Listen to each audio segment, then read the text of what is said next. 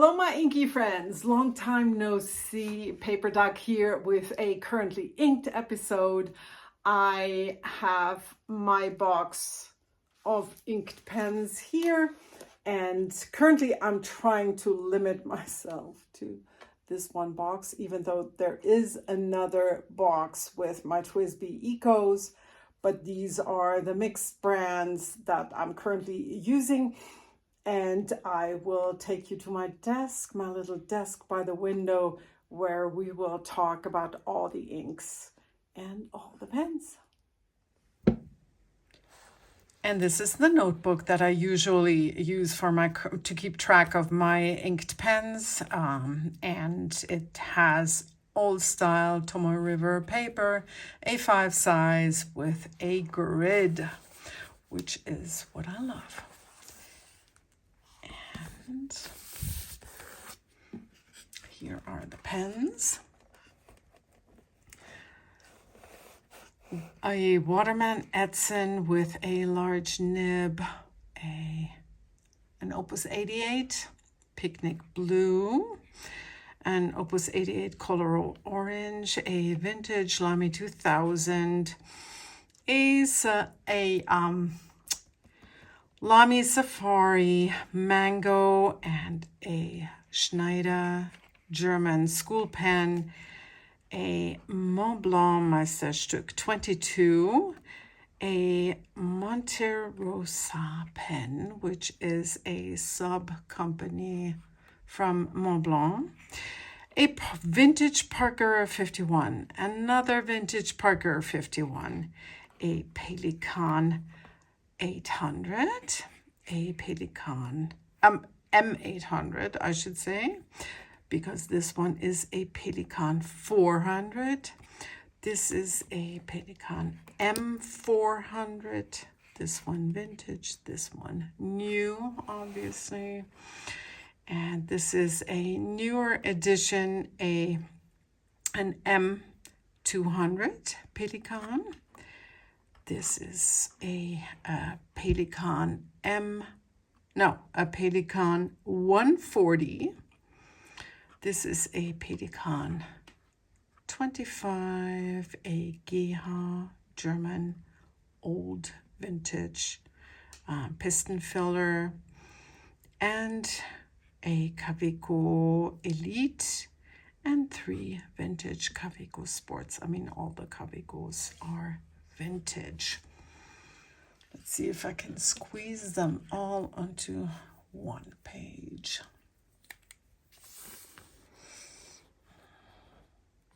Maybe yes, maybe no. This cigar box holds 20 pens next to each other, and so I would like to get to 20 pens, but I don't know if that's gonna work out.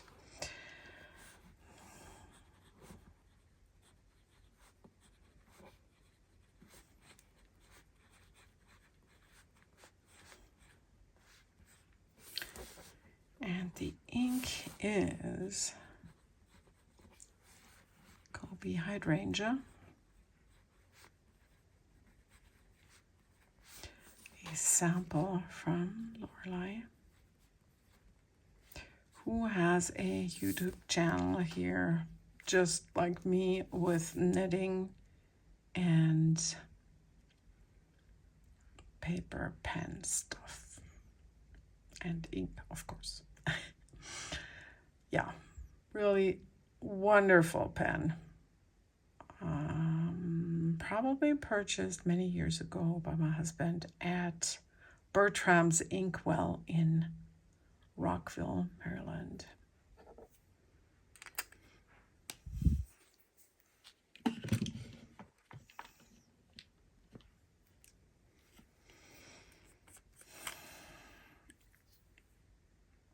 This one was a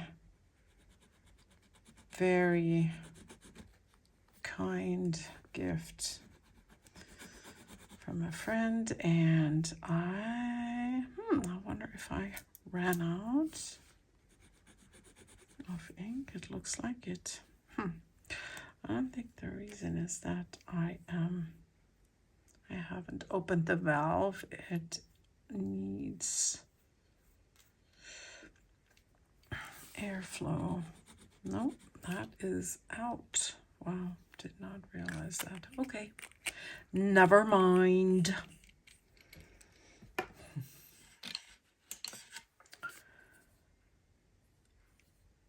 Opus 88 Colorado.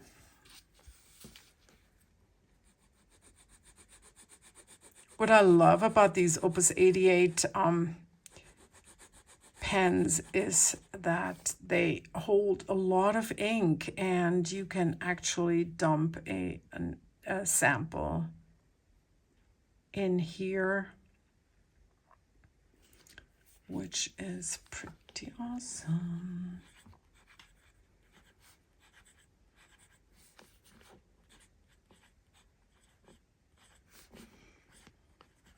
Opus 88 Colorado with the broad nib, and the ink is Birmingham Pen Company Ambered Adobe.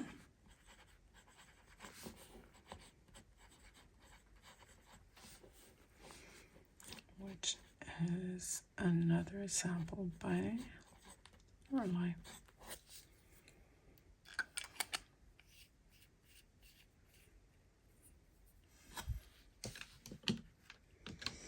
And now I am actually at 20 pens in the box. Ta-da! So this is my vintage Lamy 2000, and it has the L for Lamy at the, do you call this the finial? This is a piston filler, and if you would hold it next to my newer Lamy 2000, you would see that this one is, the texture on this one is pretty worn out.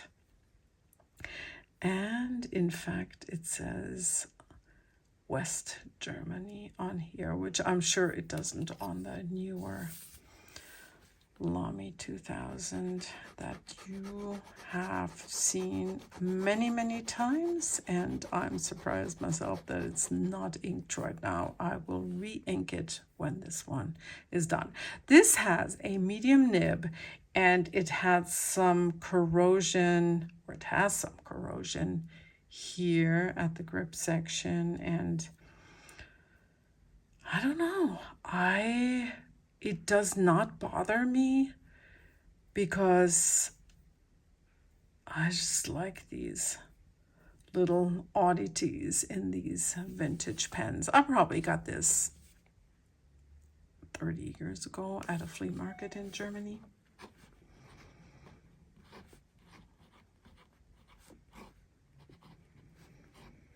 The ink is KWZ. Green gold, number 2. I've always wanted to research if there's different green golds, but I keep forgetting. Okay.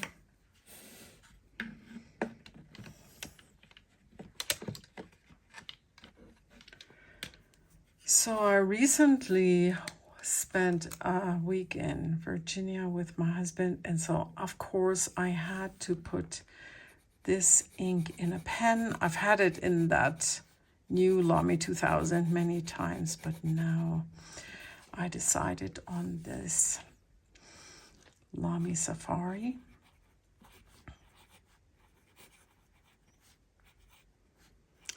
Mango with a broad nib. I think that this is called the candy edition or something.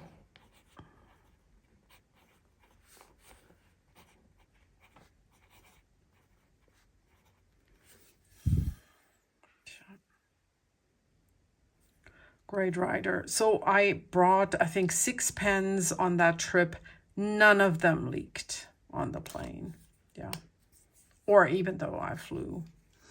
So no problem there. Sorry, that was loud. And here is the Schneider pen, which was a gift from a friend, from a German friend, Marcus. And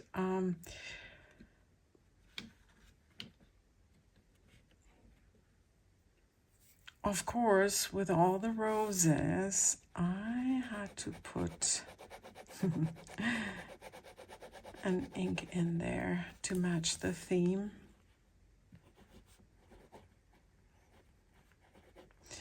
And I say it's a medium nib, even though, just because I don't think they make different sizes on these simple school pens.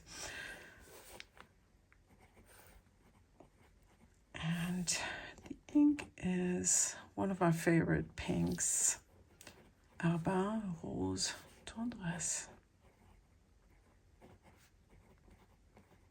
And in case you wonder, I have a bottle of this and I have a bottle of the Sailor Virginia. This one, I did purchase a bottle and then I will gift it to my niece because she graduated from high school this year and she also got a pen. And so I thought, okay, I'm gonna snatch one pen fill for myself. This is a very reliable writer. Yeah.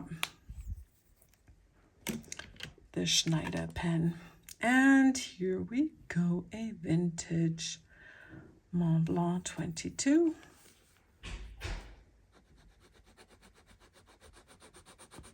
With a broad oblique nib.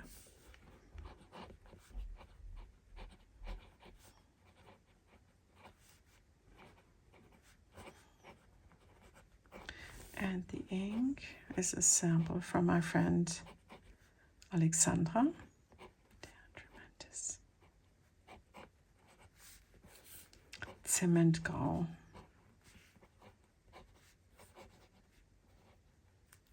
And this is a piston filler. And this is one of those where I really like the window because then I see how much ink there is left, which we all like to do. This lives next to the Monte Rosa pen, which is a sub-company of Mont Blanc, if I want to call it that. It is a piston filler with a semi-hooded nib.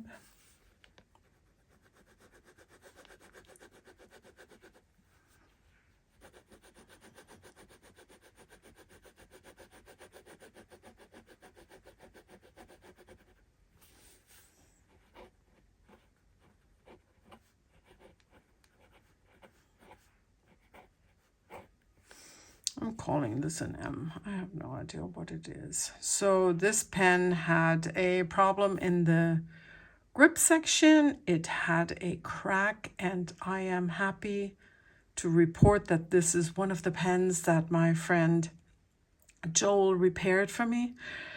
Crack is fixed, pen writes like a charm. And the ink is Colorverse Tar Heel. I have a bottle of this. And I forgot to write that this is from Alexandra.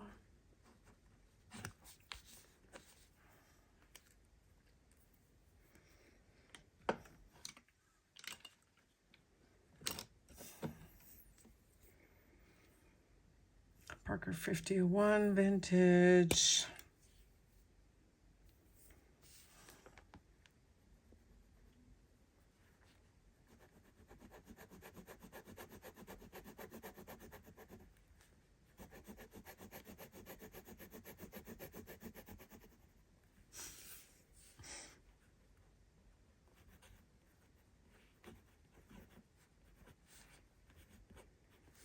I call this my Paris pen because you probably guess it. I purchased this in Paris when I visited my daughter last year, and I found it at a flea market for a really great price. I think I paid about 35 euros.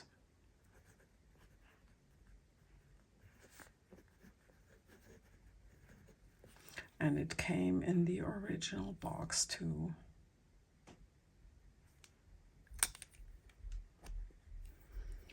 And now I am happy to report that I also have a vintage Parker 51. Don't tell me you are empty. Okay.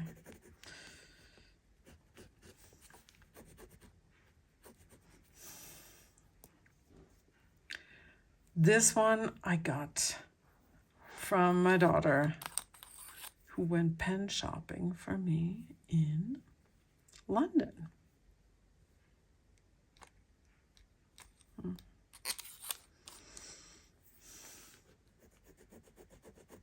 No, it is done. Sorry about that. This is really a great writer. It gushes a lot of ink, and I love wet pens, so it's perfect for me. Here's the Pelikan M800. And there's a little spider on my page. Wow. I don't even know if you can see that. It's so tiny.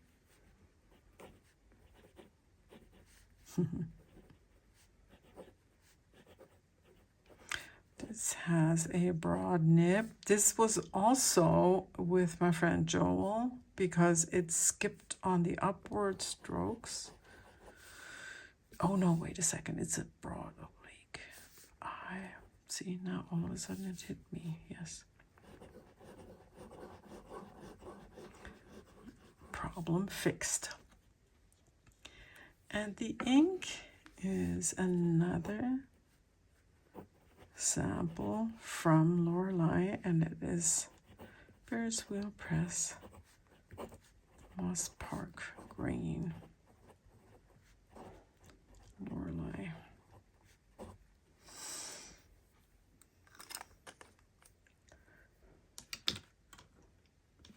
So this one you've seen when I brought it last year from Europe, and it's kind of interesting because I don't know if any of you remember stuff like that, but the nib wiggled here. And initially it didn't bother me because I loved the nib so much, but then it did bother me. So I had sent my friend Joel a video and I said, can you fix this? And he says yes, because he's amazing. And he fixed it.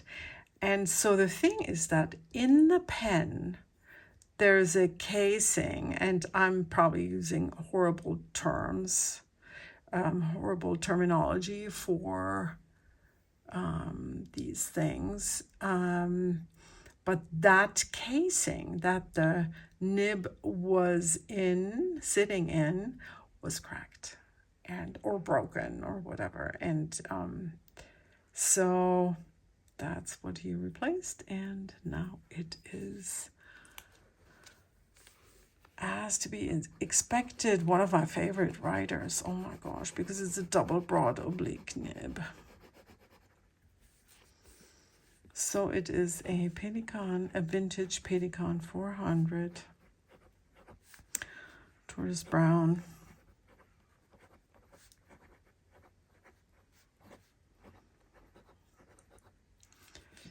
And the ink is everybody's favorite, Pilot Iroshizuku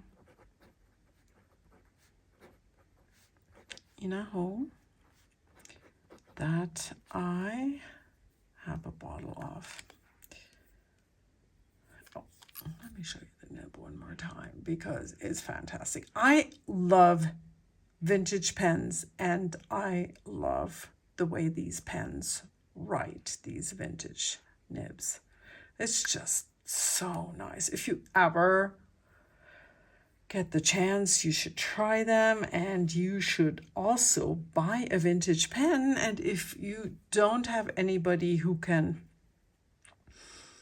if you're uncertain about buying one, it's always good to know there's people who can repair them. And in this case, you just throw that out into the world, that you can get in touch with me and I can hook you up with Joel.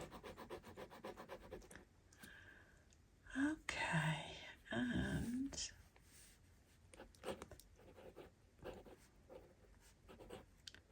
Pelikan M400 white tourist green, and the nib is a broad oblique, and this ink and this pen in this pen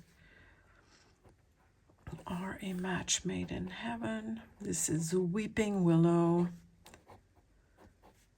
of last year's ink vent, which was my favorite of the whole bunch.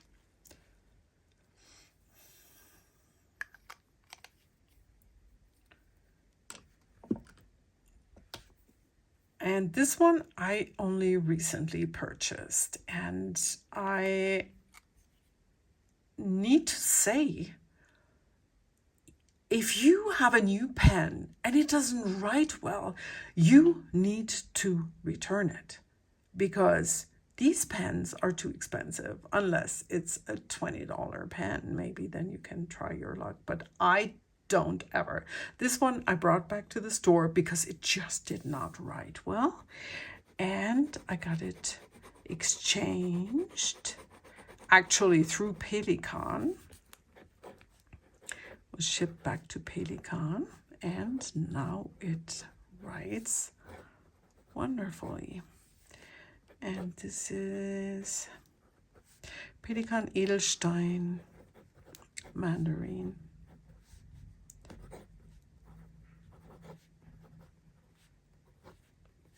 I have a bottle of this, which was a gift from my friend Doris, who knows me so well. She knows how much I love orange.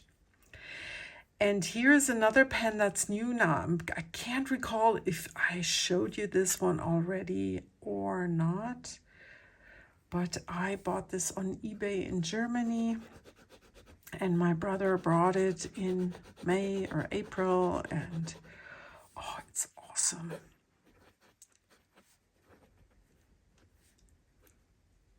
This is a Pelikan 140 with an oblique broad nib, and the ink is Binta Sirena.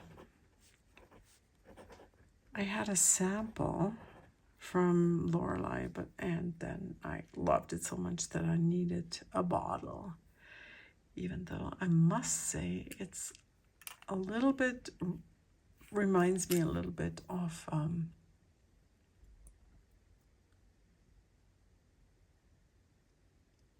Diamine Celadon Cat, even though maybe this one is more gray-green and the other one is more blue. Okay, and here we have an apparently quite rare Pelikan 25. Yeah, this I classified the nib for myself as an oblique broad.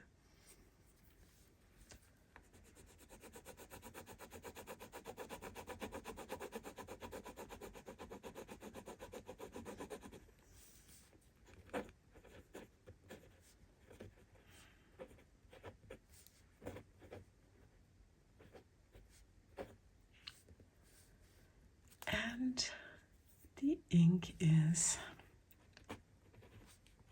Teranishi.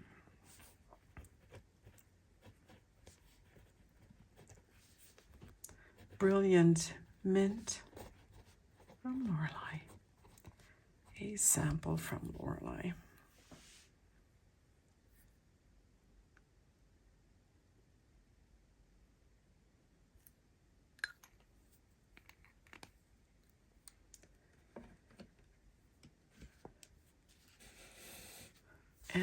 here comes a total gusher, unless it's also out of ink, which I haven't checked. I don't think so.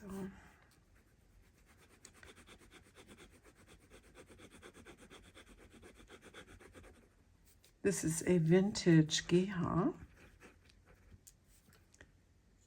with a piston filling system. I don't know how to, oh yes, I call it Jürgen Schulz because that's the name. It's engraved with the name. And this is rod, and it is diamond steel blue. I have a bottle of this. Yeah, another amazing writer. Great nib. And this is another pen that, if I could recall correctly, that Joel fixed for me. I can't recall what. I have it all written down somewhere, but maybe there was no suction. That could have been it. And now it filled beautifully and it writes beautifully. Vintage Kaviku Elite. And it is, I think, a medium oblique nib, and this is Diamine Celadon Cat. And this is much, I mean, you can see now the comparison between the Vinta Sirena and the Celadon Cat. They go in the same color family, but still quite different.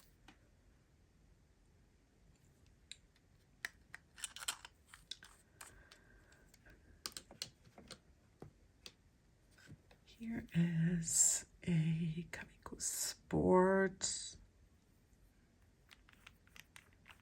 12G, it says back here, and it has a glorious nib. And this one has also been repaired by my friend Joel. This was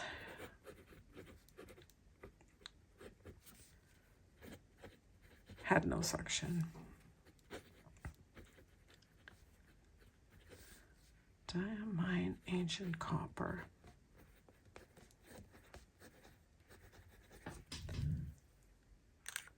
I'll be right back. And this is one of the older ones, as well as this.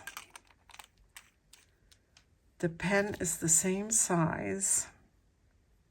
I mean, yes, the pen in itself.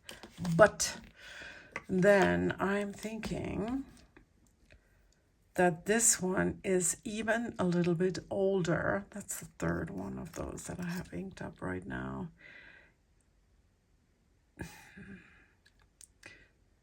Because of the material of the cap here.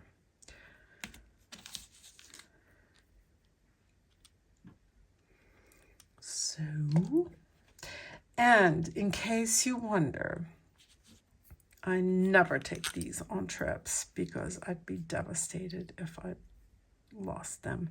They have a blind cap, and here is the piston filling mechanism hidden under.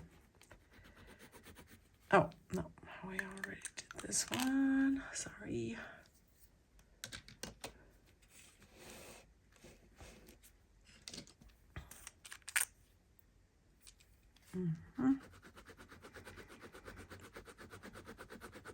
All of these Kaviku Sports are vintage.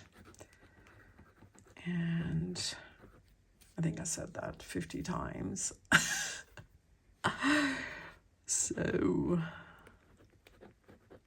this one also says 12G in case you are curious. This is a medium oblique, and it has the nib size back here on the body. And this is Diamine Coral. I have a bottle of this,